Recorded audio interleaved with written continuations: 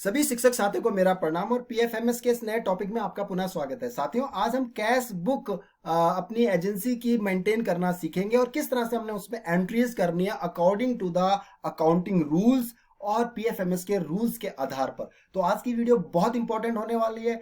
तो साथियों, जो शिक्षक साथी इस चैनल में नए से जरूर सब्सक्राइब कीजिएगा और बेल आइकन दबाते हुए नोटिफिकेशन बार ऑन करते हुए लाइक जरूर कीजिएगा। सभी जानकारी पीएफएमएस से संबंधित और अकाउंटिंग से संबंधित जानकारी अपने सीए दोस्तों से के साथ शेयर करते हुए इसमें मैं इनपुट दे रहा हूं। तो आप बने रहें अंत तक और स्किप बिल्कुल मत कीजिएगा, नहीं तो आप पीएफएमएस की कैश बुक को बहुत अच्छे से मेंटेन नहीं कर पाएंगे और ऑडिट में ऑब्जेक्शंस आने की संभावना है।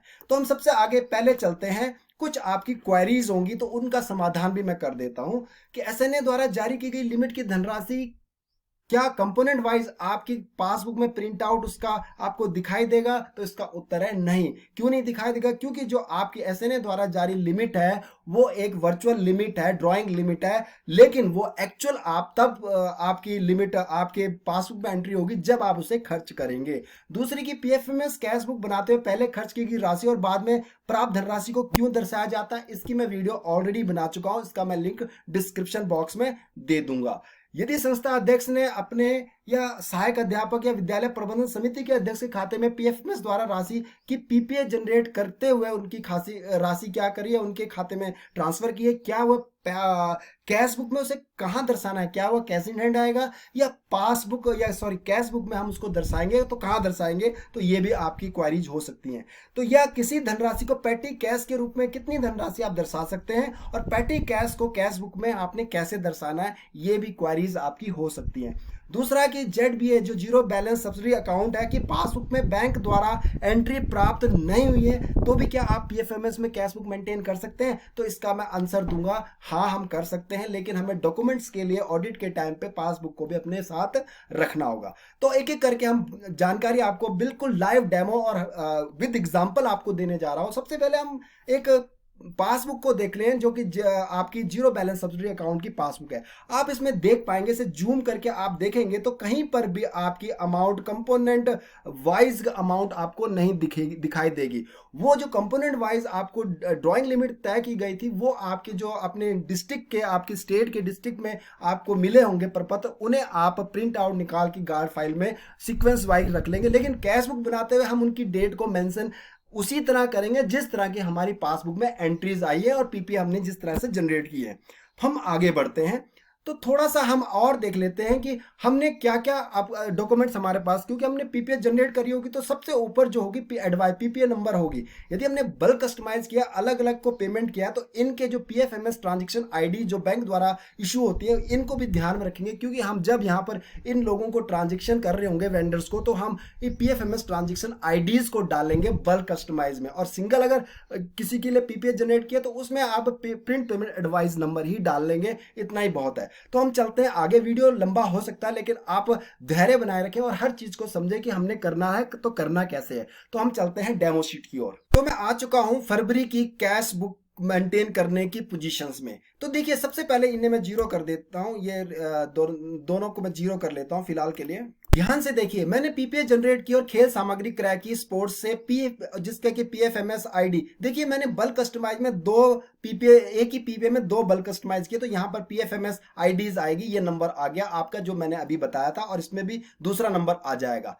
अब समझने का प्रयास करते हैं। तो हम सबसे पहले पेमेंट, ये डेबिट साइड और क्रेडिट साइड आपको पता होगी, आपकी पासबुक में डबल एंट्री पासबुक आप मेंटेन कर रहे होंगे।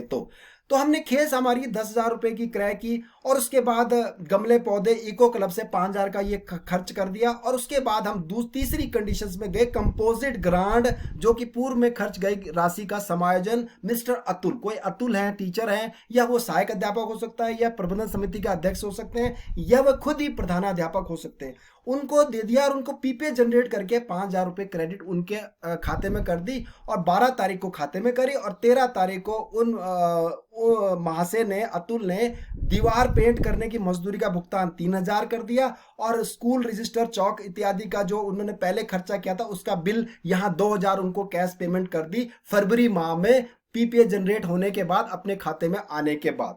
क्या ये प्रोसेस आपको सही लग रही है? तो मेरा उत्तर है पीएफएमएस में, पीएफएमएस जो है इसको सपोर्ट नहीं करता, ये एंट्रीज को गलत मानेगा पीएफएमएस। क्यों मानेगा? क्योंकि जब उनके बैंक अकाउंट, उनके पास 3,000 के अमाउंट आप दे रहे हैं, तो आपने उनके अकाउंट में, उनके खाते में इनको ट्रांसफर क्यों नहीं किया? इन्हें कैश इन हैंड पहले अपने खाते में डाल के फिर अपने कैश इन हैंड इनको क्यों दिया? तो पीएफएमएस अलाउ नहीं करता ऐसी ट्रांजैक्शंस को, और यहां पर आपके ऑडिट में ऑब्जेक्शंस आने की संभावना है। यदि आपने अपने खाते में खर्च कर भी दिया है तो आप क्या करेंगे ऐसी स्थिति में? आपने अपने खाते में, जाहिर सी बात है, जब पहले आपने खर्चा किया होगा उसी के एवज में आपने अपने खाते में ट्रांसफर पीपीए जनरेट की होगी, तो आप क्या करेंगे? अपनी ड्राइंग लिमिट की देख लेंगे किस तारीख को आपकी ड्राइंग लिमिट आपकी एजेंसीज में क्रेडिट हुई। अगर ड्राइंग लिमिट क्रेडिट आपकी जनवरी में हुई है तो जनवरी के बाद जो भी पेमेंट करेंगे आप पीपीए के माध्यम से वेंडर्स को करेंगे। ऐसा ना हो कि आपके पास अमाउंट है और आप उधार लेके या अपनी तरफ से खर्चा कर रहे हैं, वो आपके पीएफएमएस के रूल्स के अगेंस्ट माना जाएगा, क्योंकि उसकी मेन जो आपकी आत्मा है वो यही है कि बेनिफिशरीज को डायरेक्ट उनको पेमेंट डीबीटी के माध्यम से हो। तो आप ऐसी स्थिति में क्या करेंगे? आप क्या करेंगे? ये फरवरी माह है तो मैं जनवरी माह में इसे खर्च करूंगा। किस तरह से खर्च करूंगा? तो मैं चलता हूं पीछे। तो ये जनवरी माह आ गया आपका, आप कैश बुक में जनवरी माह ले लेंगे, क्योंकि जैसे कि मैंने जीरो सब्सिडी अकाउंट के बारे में आपको बताया कि आपका जीरो बैलेंस होगा उसमें हर समय। तो आप जनवरी में क्या करेंगे? कंपोजिट ग्रांट, जिस ग्रांट में आपने पीपीए जनरेट किया उसी ग्रांट को आप यहां पर दर्शाएंगे। आप कहेंगे कंपोजिट ग्रांट में स्वयं मिस्टर अतुल जो भी है द्वारा खर्च की गई नकद राशि, तो यहां पर कैश में, बैंक में नहीं दिखाएंगे, उसे कैश में दिखाएंगे 5,000। और उसी के साथ, क्योंकि 2 तारीख को आपने कैश अपने बैंक में या क्या कैश बुक में कैश की कॉलम में दिखाया, तो जाहिर सी बात है उसी दिन आप उसकी पेमेंट करेंगे, उसमें डेट जो है चेंज नहीं करेंगे। दीवार पेंट करने की मजदूरी का भुगतान श्री अतुल कुमार या अशोक कुमार को 3,000 दिए, और स्कूल रजिस्टर चौक डस्टर के लिए भुगतान XYZ को डिपो को 2,000 दिए, और आपने इनका भुगतान किया। और यहां पर आपकी कैश बुक देख रहे हैं आप, माह में आय 5,000 हुई जो कि आपने खुद से वहन की, पिछला अवशेष 0 है, कुल योग 5,000 है, माह में वह धनराशि 5,000, शेष अवशेष जो फॉरवर्ड होनी है नेक्स्ट मंथ के लिए वो 0 हो गया, और कुल योग क्या हो गया? 5,000 हो गया। तो आपकी कैश बुक क्या होगी? बिल्कुल डॉक्यूमेंटेशन के लिए तैयार हो चुके हैं, आपने खुद खर्च किया, और वहां पर शेष अवशेष राशि नेक्स्ट मंथ को फिर शून्य हो गई है according to the zero balance subsidy account passbook. अब चलते आगे, यहां पर आपने क्या करना है, क्योंकि वो कर चुके हैं आप खर्च, तो यहां पर आप लिखेंगे, यहां पर आपने एंट्री लिखनी है, कंपोजिट ग्रांट पूर्व में खर्च की गई राशि के खाते में समायोजन मिस्टर अतुल। और यहां पर इन मजदूरों की जो पेमेंट आपने की है, ये कोई भी आप कैश, क्योंकि देखिए आपकी कैश बुक नीचे इफेक्ट हो रही है, तो इसे हम 0 कर देंगे, और यहां पर इनके जो अमाउंट है उन्हें क्या कर लेंगे? खत्म कर लेंगे। और आप देख पाएंगे कि ये जो आपका है, इसको मैं कट कर देता हूं, ये आपकी कैश बुक दोबारा से मेंटेन हो रही है। लेकिन देखिए यहां पर, देखिए आपके डेबिट सेशन में, देखिए यहां पर पेमेंट सेशन में -20,000 हो रहा है। क्यों? क्योंकि अभी आपने बिल जनरेट किए हैं लेकिन आपको यहां प्राप्त नहीं हुए हैं एसएनए अकाउंट से। ध्यान रहे, जब आप पीपीए जनरेट कर देते हैं तो उसका मतलब ये होता है कि आपकी फैच कर चुके हैं, आपके जो आपका जीरो बैलेंस सब्सिडी अकाउंट है उसने फैच कर लिया एसएनए से। तो यहां पर यही डेट, जाहिर सी बात है उसी डेट को वापस मैक्सिमम 99.9% उसी डेट को, क्योंकि वो विद इन सेकेंड में जो फैच करने का मीडियम बनता है आपका जीरो सब्सिडी बैंक अकाउंट, तो यहां पर लिख देंगे आप क्या? प्राप्त या रिसीव्ड लिख देंगे। कौन सी ग्रांट है? खेल सामग्री स्पोर्ट्स ग्रांट, बस ये लिख लेंगे। अब जाहिर सी बात है क्योंकि आपने पीपीए जनरेट करी है 4 की, तो यहां पर 4 को रिसीव स्पोर्ट ग्रांट लिख देंगे। कैश में कभी भी आपकी कोई ग्रांट आपको रिसीव नहीं होगी, पीएफएमएस में 10,000 होगी, और दूसरे में यही 4 फरवरी ही कॉपी करके यहीं पर 4 फरवरी ही पेस्ट कर देंगे, और यही रिसीव्ड स्पोर्ट्स ग्रांट है, तो यहां पर क्या हो गया? आपका ये आपका eco club grant, eco grant received हुई है, ये कितनी है? इसे 5,000 आप यहां लिख लेंगे।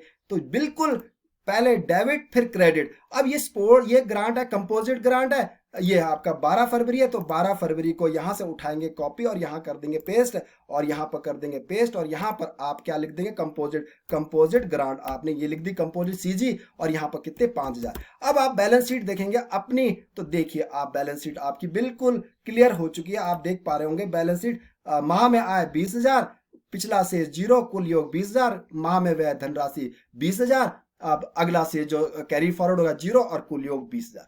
इस तरह से आपने बहुत सुंदर सी कैश बुक बना लेनी है, और यहां पर ध्यान रखना है आपने। अब बात आती है दूसरी कंडीशंस की, पैटी कैश की बात।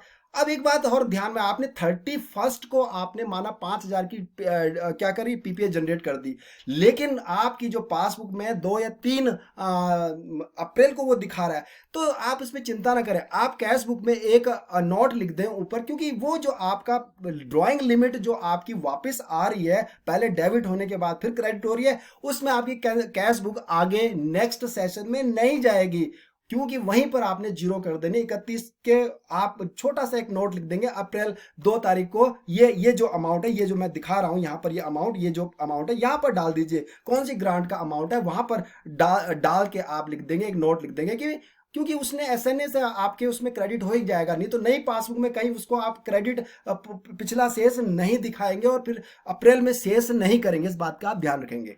अब बात आती है कि पैटी कैश। पैटी कैश जो होता है, बहुत छोटी अमाउंट को पैटी कैश में रखेंगे आप। माना आपने यहां पर पैटी कैश, पूर्व में की गई खर्चे की जगह आ जाएगा petty cash, PATTY, petty cash. Cash आप ले लेंगे, माना 300 रुपये 500 रुपये आपने कैश पैटी कैश लिया, तो पैटी कैश आपने 500 रुपये ले लिया अगर यहां पर पैटी कैश, तो जाहिर सी बात है हम रिसीविंग साइड में क्या करेंगे, यहां पर दूसरे पैटी कैश लिया, तो यहां पर क्या आएगा, 500 रुपये हमारे कैश इन हैंड दिखाएंगे, उसको 500 रुपये कैश इन हैंड दिखाएंगे, और इसे कैट का, और किस पेटी कैश किस कंपोनेंट से लिया, माना आपने कंपोजिट ग्रांट से लिया या आपने साला सिद्धि से लिया, उस कंपोजिट, क्योंकि उसकी पीपीए जनरेट आपने यहां पर करी होगी, तो पेटी कैश की जो पीपीए जनरेट करी होगी जिस कंपोनेंट से, उसी कंपोनेंट को यहां लिख देंगे। अब फिर देखिए अपनी पासबुक को देखिए, ये जो आप अपने उसको देखिए, लेजर कैश बुक को देखिए, हो गया ना कंप्लीट। 500 रुपये आपके कैश निकाला और कैश विड्रॉल हो गया, 15,000 आपका खर्चा हो गया, और यहां पर 500 रुपये ये हो रहा है, तो हम यहां पर, क्योंकि ये 500 है, तो यहां पर किसी ना किसी को तो देंगे वो 500 रुपये, तो 500 रुपये दे दिया, XYZ को दे दिया, XYZ को कैश दे दिया आपने, और यहां पर XYZ को 500 रुपये कैश दे दिया,